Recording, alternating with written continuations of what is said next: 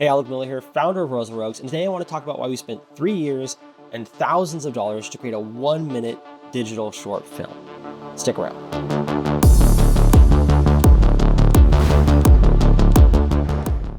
I founded Royals and Rogues 7 years ago as a creative agency doing the normal work, trailers, commercials, and so on. Over the years, though, I think we all noticed the same trends online. The lack of gatekeepers allowing anyone to publish whatever they want, the cost of cameras, equipment, and software getting so low that anyone can make Hollywood-level visuals at home. Things like the Punisher 3D challenges, Flow winning an Oscar, and the Digital Circus being picked up by Netflix. These are all independent 3D artists telling stories and getting massive global recognition. And pairing all this with a time when traditional media seems to be failing their audiences, either not telling the types of stories they want to see or just rehashing old formulas again and again, and it seems to give a winning success for independent artists, especially digital filmmakers. However, we've noticed a few limitations that are stopping people from telling their own stories, and that's what we've set to address with our own world and short film Taiko Decay. The first issue every artist is going to run into when trying to tell their own story is intellectual property, right? The universe you're going to tell the story in. It's very tempting to use someone else's universe. However, we've all seen the problems with that. Any creator online knows the story far too well. Brands will have a time period of letting people create freely, only for them to come cracking down with lawyers and cease and desists the moment they have a competing product. In the best case scenario, this is them recognizing your talents and bringing you in-house, and in the worst case scenario, it's you getting hit with a lawsuit. So while it's tempting to use someone else's IP to get access to their audience, as well as have a pre-built universe to tell your stories in so you don't have to invent everything from scratch, it comes with a massive risk of being told to stop, as well as you not actually owning anything you make. The second issue is kind of tied to the first, which is assets. The other reason you might use someone else's IP is you can use all their assets. You can take stuff from video games or models that people have uploaded online and use those to get a head start so you don't have to model everything from scratch and rig and weight paint every single character you want to use in your story. You can use third-party assets, which everyone does. I mean, we do it all the time. Places like Kitbash or Big, Medium, Small have fantastic assets. The problem with those is they don't really have a specific story they fit into. So you're left back with creating your own universe, but using someone else's assets and trying to pair those two things together to make sure they work. The other problem is all these assets are going to be generic. They sort of have to be in order to be used in many different universes. What this means is that they might look good, they might be high quality, but they're going to miss that personal touch that you would get if you used an actual IP, something with actual story behind it, informing all the decisions of a character's clothes, their designs, why they do what they do, and how they look. This can be beneficial for generic storytelling, but it really sucks when you want to tell a specific story and have people get attached to a character. The third problem you're going to run into as a digital filmmaker is community.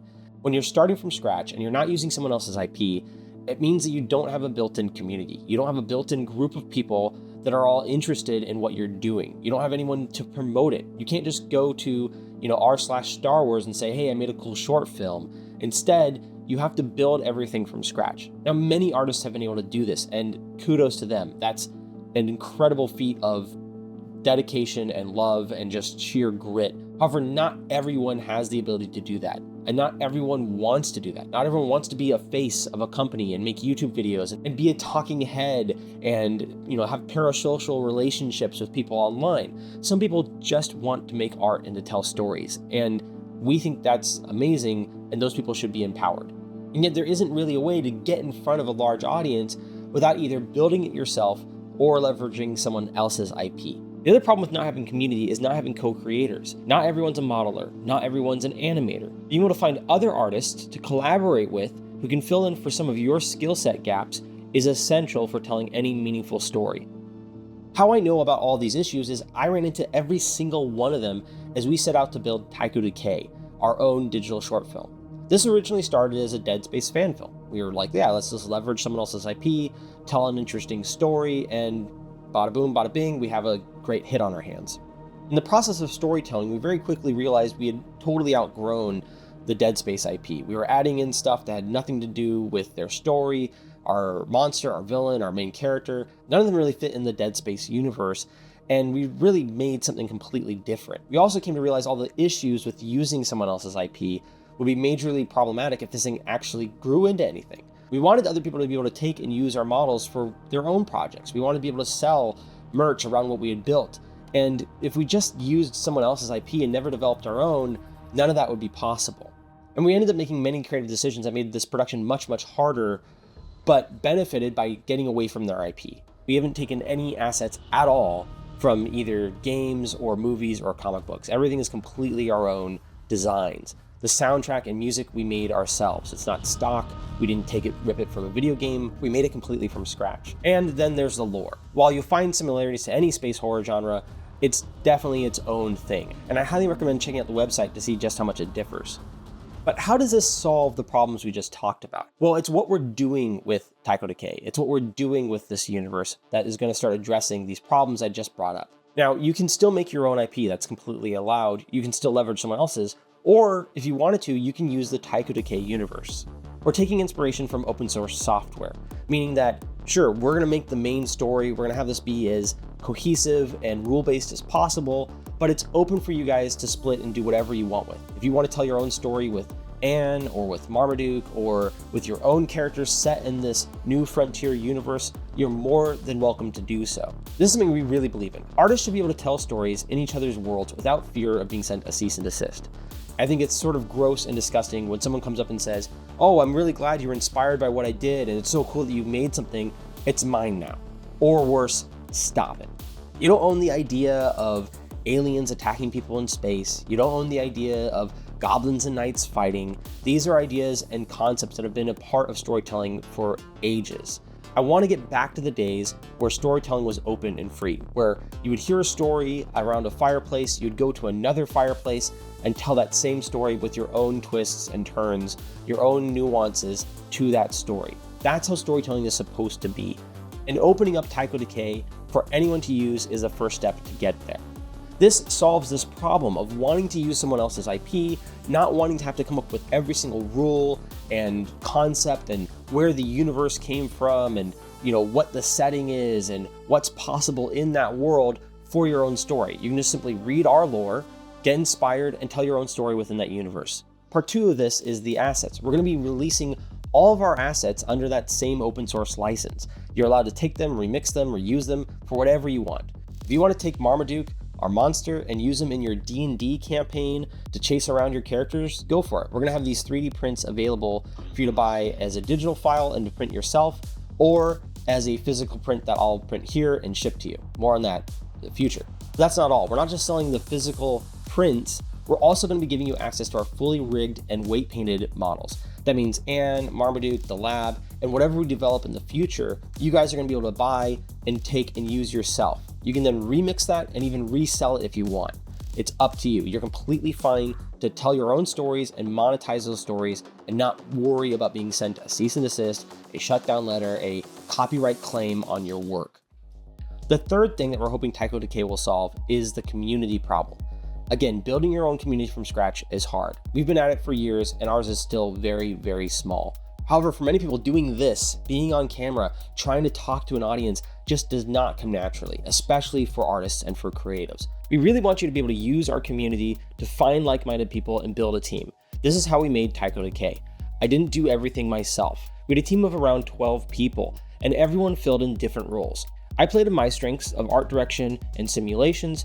We had other people working on concept art, rigging, the soundtrack, or anything else that I just really didn't have the skill set to handle. So I want all of you to be able to get that same access to a quality team built around a common goal. And our community is a great place to find that. Everyone in our Discord is already involved in 3D production in one way or another. And this is a fantastic way to get to know and meet other people that can complement your own skill sets. But that's not all. We want to give you access to our entire platform, not just as a member of the community, which we really hope you become, but as someone that gets promoted. You see, anything you make using our assets, using our IP, that's inspired by our IP, we're going to promote it. We're going to give you the same attention that we would give our own work. We want to take independent artists and give them a platform so that you guys don't have to do all this yourself. So you don't have to get on camera and try to be sociable and make viral videos and, do all that crap that none of you want to do.